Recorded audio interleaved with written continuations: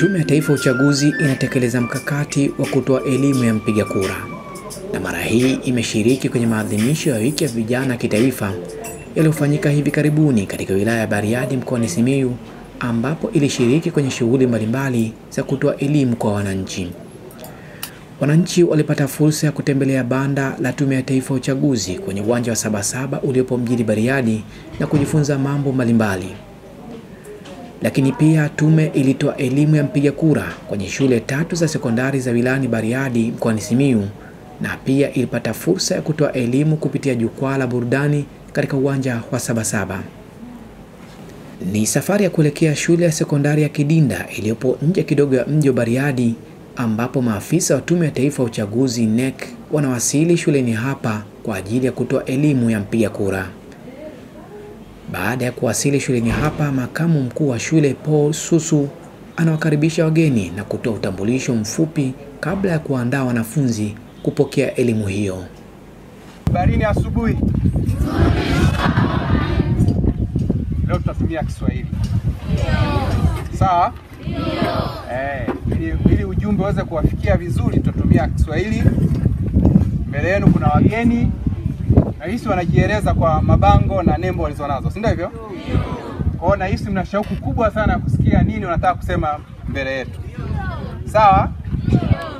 Naomba usikivu wenu, lakini kabla sijawakaribisha nitapenda nichukue nafasi hii kuwaomba walimu walioko hapa wajitambulishe kwa jina,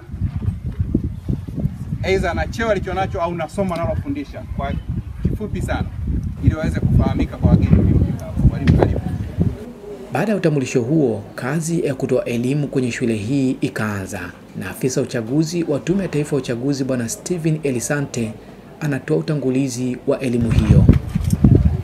Labda mimi nitaelezea kuhusu tume ni nini, alafu pia tutaangalia taratibu za uchaguzi, alafu mwishoni mwanasheria atatueleza kuhusu sifa za mtu kuweza kugombea nafasi katika serikali yetu. Kama walivyosema wenzetu, lengo ni kuelimishana.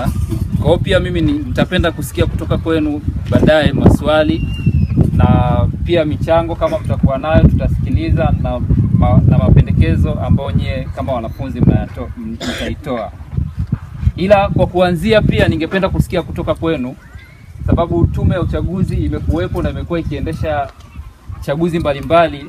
Labda ningependa kujua kutoka kwenu, mmoja nieleze Tume ya Taifa ni nini na inafanya nini kwa uelewa wake mwenyewe. Anaweza mtu akanyosha kidole akaelezea anaielewaje Tume ya Taifa ya Uchaguzi. Ni idara ambayo huwa inasimamia uchaguzi kuanzia pale wananchi wanapojiandikisha kwa ajili ya kupiga kura mpaka kwenye kutoa matokeo ya diwani, wabunge pamoja na rais.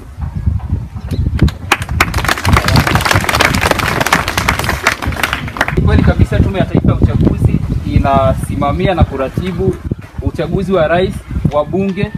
Yule mwenzetu alisema mpaka ngazi ya chini, tunaishia madiwani wa Tanzania bara. Nikimaanisha kwamba kwa Tanzania, kwa Jamhuri ya Muungano wa Tanzania tunasimamia uchaguzi wa rais na wabunge, na kwa Tanzania bara tunasimamia na kuratibu uchaguzi wa rais na wa madiwani. Kwa mujibu wa sheria, Tume ya Taifa ya Uchaguzi ilianzishwa mwaka 1993 na ilianzishwa baada ya kuanza kwa mfumo wa vyama vingi. Hapo mwanzoni tulikuwa tuna chama kimoja. Baada ya kuanza mfumo wa vyama vingi ndipo Tume ya Taifa ya Uchaguzi ilianzishwa. Na kwa mujibu wa sheria, kama tulivyosikia majukumu ya Tume ya Taifa ya Uchaguzi, ibara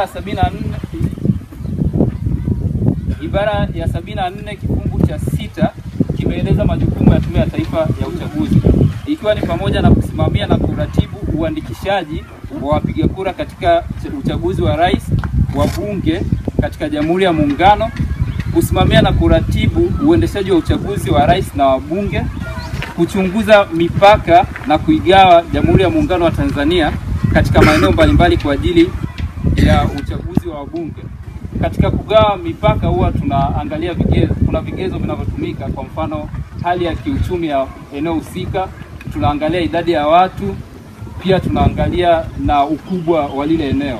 Kwa hiyo ni mojawapo ya kazi ya Tume ya Taifa ya Uchaguzi. Pia Tume ya Taifa ya Uchaguzi inahusika na kuratibu na kuandikisha wapiga kura kwa ajili ya uchaguzi wa madiwani. Kama tulivyosikia mwanzo, Tume ya Taifa ya Uchaguzi inasimamia chaguzi aina 3: uchaguzi wa rais, wa bunge na madiwani. Kwa hiyo sheria imegawa majukumu yake katika maeneo hayo matatu.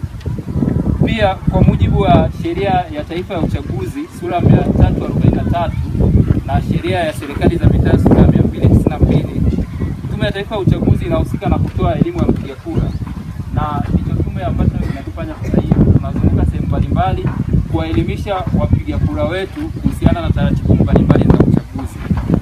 Utoaji wa elimu ya mpiga kura pia unazishirikisha asasi za kiraia zinazoweza kutoa elimu hiyo ili kuhakikisha kuwa elimu ya mpiga kura inafikia wananchi wengi.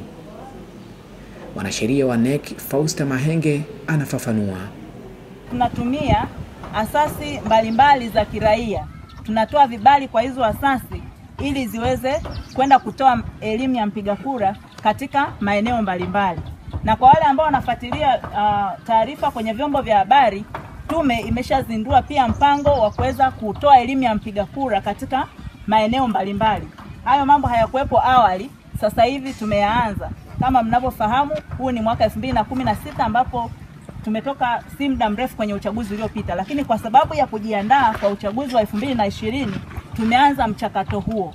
Lengo letu ni kuwafikia mpaka wale watu wa vijijini, lakini pia tunahitaji rasilimali fedha ambao tunategemea kutoka serikalini, lakini tunajitahidi sisi kama tume ili tuweze kumfikia yule mwananchi wa kawaida. Na ninatoa msisitizo kwenye eneo alilozungumza mwenzangu hapa kwamba ninyi pia mkawe mabalozi. Ninajua ninyi mmetoka katika vijiji mbalimbali, mmetoka katika mitaa mbalimbali. Mkawe ni mabalozi katika kueneza habari za Tume ya Uchaguzi katika level za chini, katika level za familia pia. Wewe unaweza ukatoka kwenye familia yenye watu 7, yenye watu 10, yenye watu 5, wewe ukaelezee habari za tume katika ile level ambayo uko nayo. Kwa hiyo tutakuwa tumesaidiana mimi na wewe kufikisha ujumbe na kuhakikisha Tanzania inasonga mbele. Sawa eh? Baada ya uwasilishaji wa elimu hiyo, wanafunzi wakapata nafasi ya kuuliza maswali, ambapo mwanasheria Fausta Mahenge anatoa majibu ya maswali hayo, ikiwemo kueleza utaratibu wa kutangaza matokeo ya uchaguzi kwenye vituo na utaratibu wa kupinga matokeo kwa mgombea ambaye hajaridhika na matokeo. Shinda A akatangazwa B, basi yule ambaye alistahili kushinda atafungua kesi mahakamani na ataeleza kwamba mimi ndo nilistahili kushinda, na atatoa vielelezo vyake mahakamani na wataweza kubatilisha matokeo. Lakini pia endapo kuna baadhi ya taratibu za kiuchaguzi ambazo zilikiukwa na zikapelekea kuharibu mchakato wa uchaguzi, basi mahakama itaangalia na inaweza kubatilisha matokeo. Hizo ni baadhi ya au kama mgombea ambaye amepitishwa hakuwa na sifa za kuteuliwa kusimama kama mgombea, ikaja kugundulika baadaye kwamba hakuwa na sifa au aliteuliwa bila kuwa na sifa, basi mahakama itabatilisha matokeo hayo baada ya uchaguzi kupita. Kuna maswali mengine hapa nimeyapokea kwenye karatasi hapa. Anasema, je, ni halali mgombea achukuliwe hatua za kisheria endapo hatotimiza ahadi alizoziahidi labda kwa raia? Unaweza ukamwajibisha huyu mgombea kama hajatekeleza ahadi kipindi anapokuwa madarakani, lakini adhabu mnayoweza kutoa kama wapiga kura ni kuhakikisha huyo mgombea hamchagui tena. Labda katiba inayopendekezwa ikipita inaweza ikawa ina vipengele ambavyo vinazungumzia kumwajibisha bunge au kama ni diwani au kama ni rais ambaye hakutekeleza ahadi ambazo aliziahidi kwenye kampeni. Lakini kwa jinsi ilivyo kwa sasa, hakuna kifungu kinachotoa mamlaka ya kumwajibisha zaidi ya kutokuchagua kwenye uchaguzi ujao. Wanafunzi wanazungumziaje elimu hii? Kwa jina naitwa Goodluck Thomas, mwanafunzi wa kidato cha 4 katika shule ya sekondari Kidinda. Nina kila sababu ya kusema nashukuru na nina furaha kubwa sana kutokana na maafisa wetu wa Tume ya Taifa ya Uchaguzi kuja kutupatia elimu hususan katika mambo na masuala ya Tume ya Uchaguzi ya Taifa. Lakini pia naomba niseme kwamba nimeweza kufahamu mambo mengi hususan ni jinsi gani tunawapata viongozi wetu walio bora katika serikali kupitia nyadhifa zao na kupitia mamlaka mbalimbali wanazopewa na kupitia pia ni vigezo gani wanavyoweza kuvipitia ili waweze kuwa viongozi. Nimeweza kufahamu ni vigezo vipi wanavyotakiwa kuwa navyo rais, mbunge, diwani na viongozi wengine. Niwasihi vijana walioko majumbani, wanafunzi wenzangu, kupitia hii wiki ya vijana na washa mbalimbali zinazoendeshwa na maafisa wetu, tujitokeze kupiga kura, kwani kura ndio mustakabali wa maisha yako. Tukijiungana wote kama Watanzania tutaweza kufanya kitu kizuri na hususan katika masuala ya uongozi. Nimejifunza kupiga kura na jiandaa kuwa kiongozi bora wa taifa langu. Kwa jina naitwa Angel Kiruru Mwangulilo, nasoma kidato cha 3. Nimenufaika na elimu hii kwa mambo mbalimbali. Tunashukuru sana kwa kutufikia hapa kwa sababu mmetueleza faida mbalimbali kuhusu na elimu ya uchaguzi au tume ya uchaguzi. Kwa jina naitwa Ngara Magoma, mwanafunzi wa kidato cha 4 kutoka shule ya sekondari Kidinda. Napenda kutoa shukrani za dhati kwa ujio wa tume ya uchaguzi hapa shuleni kwetu kwa sababu hakika tumeweza kuwa na uelewa wa kutosha juu ya elimu ya mpiga kura na haki ya kuchagua. Tunaamini kwamba Tume ya Taifa ya Uchaguzi imeweza kutupatia elimu hii ili tuweze kuwa maajenti wazuri kuweza kuifikisha kwenye jamii tunakotoka. Maana sisi tunatoka maeneo ambayo tunaamini hata Tume ya Uchaguzi haiwezi kufika. Ila tunawaahidi kwamba tutakuwa walimu wazuri kwenye jamii yetu na kuweza kuhakikisha kwamba elimu hii inaweza kuleta matunda mazuri katika jamii yetu. Ni maswali mengi sana yameweza kuulizwa na wanafunzi na pia tumeweza kupata majibu yake, hivyo tumeamini kuwa jambo usilolijua ni sawa na usiku wa giza. Hatukujua mengi ila kwa sasa tumejua mengi. Tunawaombea pia elimu hii iendelee kusambaa kwenye mashule mengine ili siku zijazo Tanzania yote iweze kupata elimu ya mpiga kura. Baada ya kuhitimisha utoaji elimu ya mpiga kura katika shule ya sekondari ya Kidinda, maafisa wa Tume ya Taifa ya Uchaguzi wakafunga safari kuelekea shule ya sekondari ya Bariadi iliyopo Bariadi mjini. Wimbo wa taifa unaimbwa ikiwa ni ishara ya kuanza rasmi kwa utoaji wa elimu ya mpiga kura katika shule hii.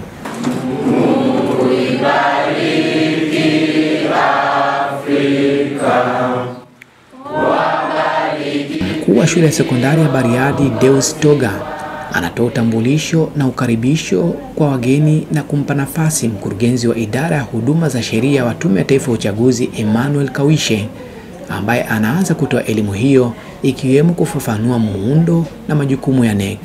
Nianze kwa kusema kwamba Tume ya Taifa ya Uchaguzi ndio taasisi iliyopewa mamlaka kikatiba na kisheria ya kusimamia na kuendesha chaguzi zote, na pia imepewa jukumu la kutoa elimu ya mpiga kura.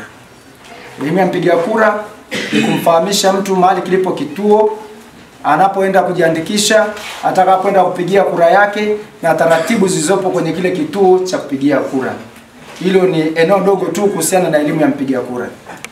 Tume ya Taifa ya Uchaguzi ni nini? Ibara ya 74 iliyopo kwenye katiba, ibara ndogo ya kwanza inaanzisha Tume ya Taifa ya Uchaguzi. Ili pate mamlaka lazima kuwe na kitu kinachoianzisha hiyo tume. Ibara hiyo ya 74, ibara ndogo ya 6 inatoa majukumu ya Tume ya Taifa ya Uchaguzi. Ukisikia tume usifikirie nilidubwasha tu limekaa kama lidudu linalong'ata watu. Ninaposema taasisi ni kama hivyo shule ya Bariadi.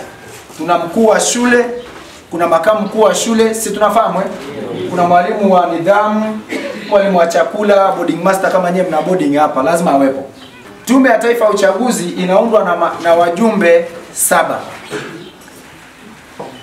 Mmoja ni mwenyekiti wa Tume ya Taifa ya Uchaguzi ambaye anatakiwa awe jaji wa mahakama ya rufaa. Mnaifahamu mahakama ya rufaa? Ni mahakama ya mwisho kabisa, si ndio? Ndio. Au mtu mwenye sifa ya kuwa jaji wa mahakama ya rufaa au jaji wa mahakama kuu. Hawa wawili pamoja na makamu wake anakuwa na sifa hizo hizo, jaji wa mahakama ya rufaa au mahakama kuu. Sasa tunao makamishna sasa, wajumbe wengine ambao ni 5.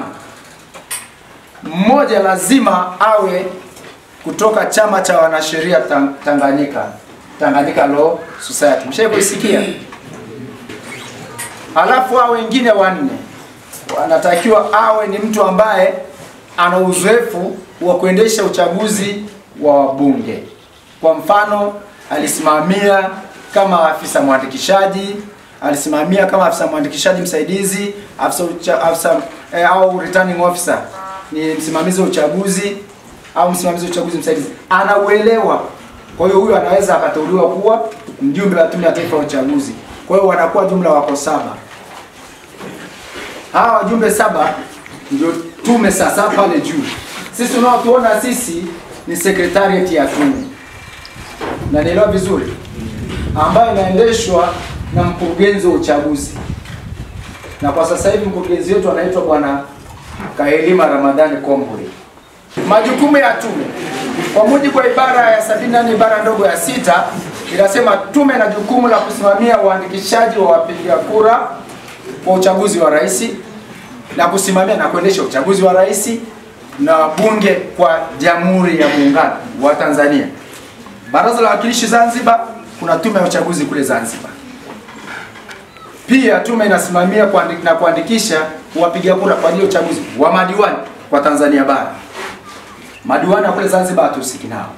Lakini mbunge anayeingia bunge la Jamhuri ya Muungano wa Tanzania anayetoka kule Zanzibar tunasimamia uchaguzi wake. Tunaelewana vizuri? Ndio. Pia tume imepewa jukumu la kugawa Jamhuri ya Muungano wa Tanzania katika majimbo ya uchaguzi. Wangapi kati yenu hapa wanatoka jimbo la Bariadi?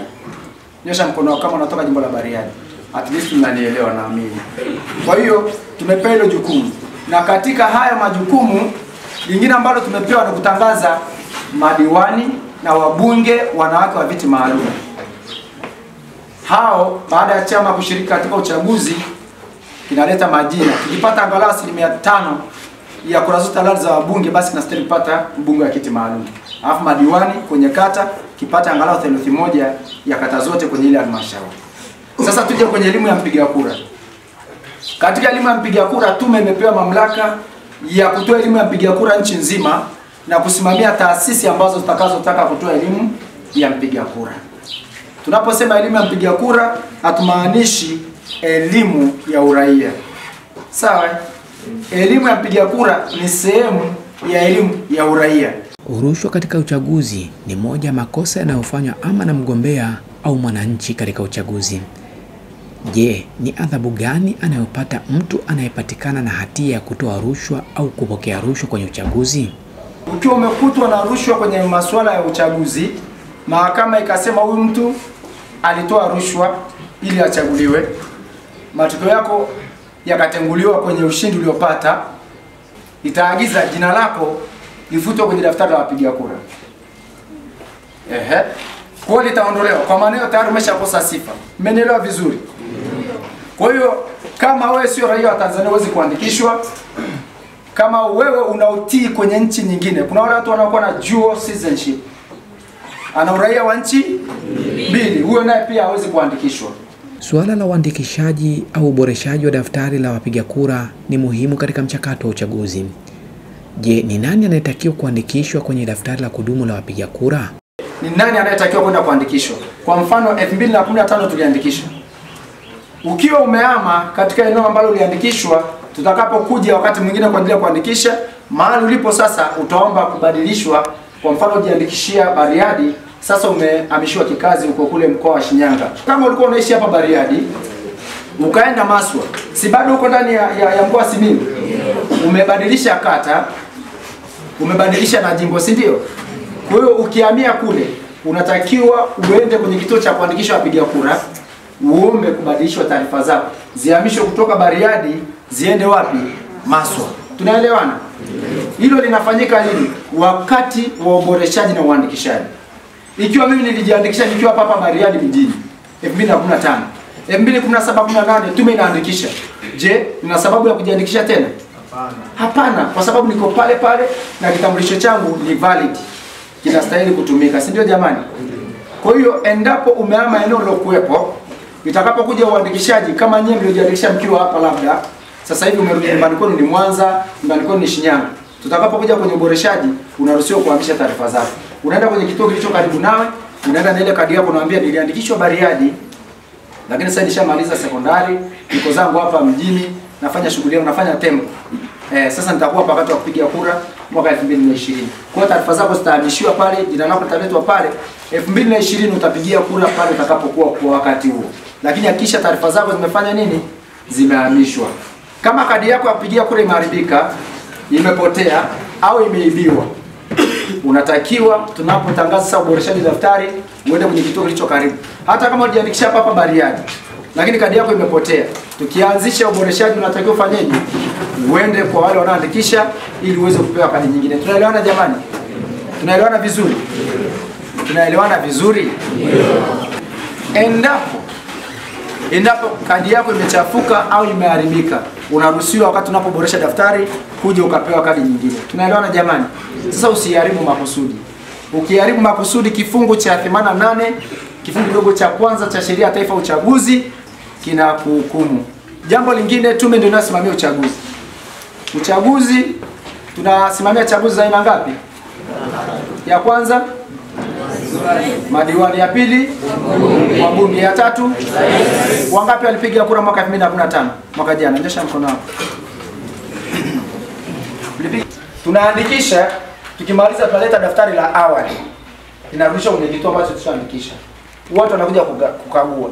Mtu anaweza akaja akasema huyu hana sifa, ataulizwa kwa nini hana sifa. Atasema sio Mtanzania. Tunampa fomu, anajaza, anatoa na kiapo. Tunakuita wewe ambao umewekewa pingamizi kwamba bwana Kadushi kasema wewe sio Mtanzania. Wewe Mabula unasemaje? Tunakuruhusu Mabula ulete utetezi wako. Tunaenda pamoja. Useme kwamba mimi ni Mtanzania na cheti cha kuzaliwa hiki hapa, certificate yangu ya form 4 niliyosoma Bariadi Secondary hii hapa. Utajitetea. Msimamizi wa uchaguzi ambaye ni mkurugenzi wa halmashauri wakati anakuwa ni afisa mwandikishaji, atasikiliza, akiona kweli wewe sio raia, haijalishi umesoma hapa Bariadi, inawezekana umeibiaibia tu mpaka ukafanikiwa. Sio kuibia darasani, yani uliibia kuingia hapa kusoma. Kwa hiyo atakachofanya, ataagiza jina lako lifutwe kwenye daftari. Utaondolewa. Una kadi lakini jina lipo kwenye daftari. Mnasikiliza vizuri? Mnanielewa vizuri? Kwa hiyo kama hujaridhika, unaruhusiwa kukata rufaa mahakama ya wilaya. Na mahakama ya wilaya itakusikiliza. Ukishinda hiyo rufaa, mahakama itaamuru jina lako lirudishwe kwenye daftari. Ukishindwa, itaendelea kusema jina liendelee kuondolewa. Hapa anaeleza utaratibu wa kupiga kura na jinsi ya kumsaidia mtu asiyeweza kupiga kura. Kwa hiyo unapokuja kwenye kituo cha kupigia kura, lazima jina lako liwe humu. Unaweza ukawa na kadi ya kupigia kura lakini usiruhusiwe kupiga kura kama jina lako halimo humu. Sasa nizungumze kwa kifupi sana kuhusu kupiga kura ili niwaruhusu muulize maswali, si ndio? Kabla muda wetu umeisha. Ni nani anayeruhusiwa kupiga kura? Ni lazima umeandikishwa kama mpiga kura, uwe na kadi ya kupigia kura na jina lako liwe kwenye kituo ambacho umeandikishwa. Unapoingia katika kituo cha kupigia kura, ukiangalia hapa ni mfano wa karatasi ya kura. Mliopigia kura 2015 bila shaka mliona, si ndio? Hii ndio karatasi yetu, lakini inakuwa ni karatasi ya rangi, sio black and white kama hii. Hii ni kwa ajili tu ya mafunzo. Sasa jamani, kwa ajili ya kutolea elimu ya mpigia kura. Sasa hii hapa utaweka vema kwa yule unayemtaka. Endapo umechukua karatasi ya uchaguzi wa rais ukaweka kwenye sanduku la diwani, wakati wa kuhesabu kura itatolewa alafu itapelekwa kwenye sanduku la diwani. Kwa hiyo haijaharibika. Mmenielewa vizuri? Sasa wanakuja watu ambao hawawezi kupiga kura. Sheria inawaruhusu. Kama ni kipofu, unaruhusiwa kuchukua mtu wa nyumbani kwako uje naye akusaidie kupiga kura, unayemwamini. Kama huyo mtu anajua kusoma alama za nukta nundu, hii hapa inaitwa tactile ballot folder. Hii ina vinundunundu. Kwa hiyo akija mtu ambaye haoni na ana uwezo wa kusoma hizi nukta nundu, karatasi ya kura inawekwa namna hii. Unaona imefiti kwenye kila kieneo. Yeye akigusa hapa anajua hii ni ADC. Maswali kutoka kwa wanafunzi yanapata fursa ya kujibiwa, ambapo mkurugenzi wa huduma za sheria Emmanuel Kawishe anatoa majibu ya swali lililoulizwa kuwa kwa nini Tume ya Taifa ya Uchaguzi isitangaze matokeo yoyote ya uchaguzi kama inavyofanya katika matokeo ya urais. Kwa nini tume isitangaze matokeo yote? Tanzania tumeendelea teknolojia sipo Kwa nini isitangaze? Ni sahihi kabisa. Lakini sheria inasema matokeo yatatangazwa pale ambapo uchaguzi umefanyika. Na unajua kwa nini niwaambieni ndugu zangu wapendwa sana? Mtakuja kuwa wanasiasa baadhi yenu kama ndio wito wenu Mungu amewaitia. Fikiria, matokeo yanahesabiwa hapo hapo wote wawili wanatazama hivi na macho ya wazi, sio kama amesinzia, lakini anakataa. Je, akiweka kwenye elektroniki akatumwa Dar es Salaam? Unadhani atakubali? Tunafanyia pale pale kuongeza independence and transparency. Mmenielewa sijui? Kwamba mimi sinapigiwa kura. Mwanaone kura zangu zinahesabiwa hapo ujue. Stoki. Sisinzi wala sijui maji. Moja hiyo yangu weka hapo. Hiyo yangu weka hapo. Nakwambia lakini hii alama imeanzia kwa msasa alikuwa anakusudia kuweka kwa mguu wakati anaweka hivi kateleza. Na mwenzetu anasema hiyo ni yangu. Kwa hiyo zinaamuliwa pale, ushasiku inaweza kuwa ni kura yenye mgogoro au kura ile kataliwa. Mpo hapo? Tunatamani kweli atangaziwe pale. Lakini miundombinu wewe hamjai kusikia halmashauri zingine zinachoma moto kwa sababu matokeo yamecheleshwa. Hamjasikia vurugu zinafanyika. Sasa pata picha. Yuko hapo anatangazwa hayaamini. Yakatuma kuja Dar es Salaam kama ya rais. Wacha atangaziwe hapo anabisha hapo. Tuko pamoja jamani. Maana anaweza akaja kule akasema aliyotangazwa sio aliyokuwa hapa. Wewe tutaongeza controversy.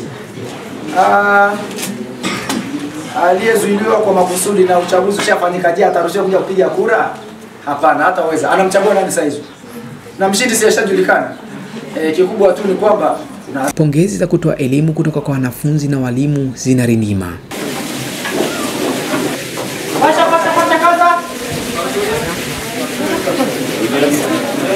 1 2 3 start.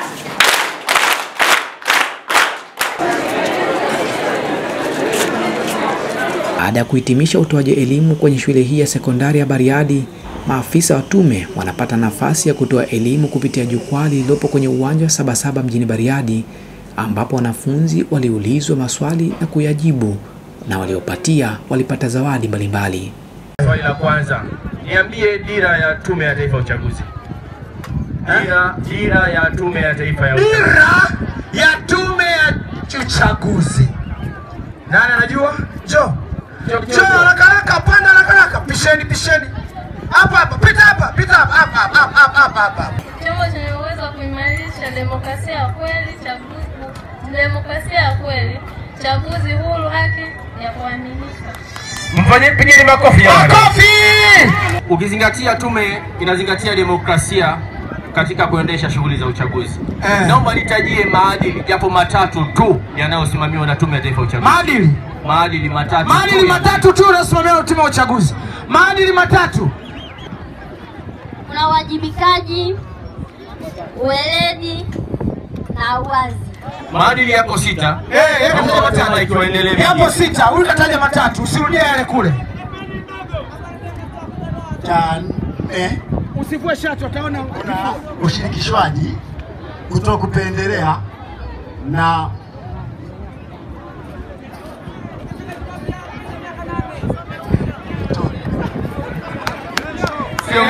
Kajaribu. Haya, kachukue. Haya, mpe swali jingine wewe. Wewe nampa swali la kwake peke yake. La kwake peke yake. Naomba unipe sifa za mtu anayetakiwa kujiandikisha kupiga kura. Sifa za mtu anayetakiwa kupiga kura. Awe raia wa nchi anayoishi, awe ametimiza umri wa miaka 18 na kuendelea. Mpigeni makofi jamani. Swali lingine hilo. Naomba nitajie sifa za mgombea wa nafasi ya mbunge na diwani. Mbunge na diwani, sifa. Tanzania. Nani? Hai. Asha tayari. Tayari shachelewa sasa basi. Haya. Mwingine? Sema sifa nyingine ambayo imetajwa. Ametimiza miaka 40. Bala, miaka 40? Hapana, zaketi. Mwazi asiwe mlarushwa. Mwazi sio mlarushwa. Ipo hivi. Nina kaketi. Na umri wa miaka kuanzia 21 na kuendelea. 21 na kuendelea. Sawa. Kuanzia 23. Mbona miaka tu banabadilisha sasa hivi bana. Wewe miaka. Wewe ni raia wa Tanzania. Raia wa Tanzania. Hawa wamezaliwa katika Jamhuri ya Muungano wa Tanzania. Mbona lile jingine? Sasa ngoja nimuongezee swali tumalize. Nipe sifa anazotakiwa kuwa nazo mgombea wa urais wa Jamhuri ya Muungano wa Tanzania. Miaka 40 na kuendelea. Mpe t-shirt mpige. Utoaji elimu ya mpiga kura katika maadhimisho ya wiki ya vijana kitaifa mkoani Simiyu umetoa fursa kwa wananchi kushiriki katika matukio mbalimbali na kupata elimu hiyo juu ya haki na wajibu wa mpiga kura katika kushiriki kikamilifu katika uchaguzi. Elimu ya mpiga kura ni ufunguo wa uchaguzi wa kidemokrasia.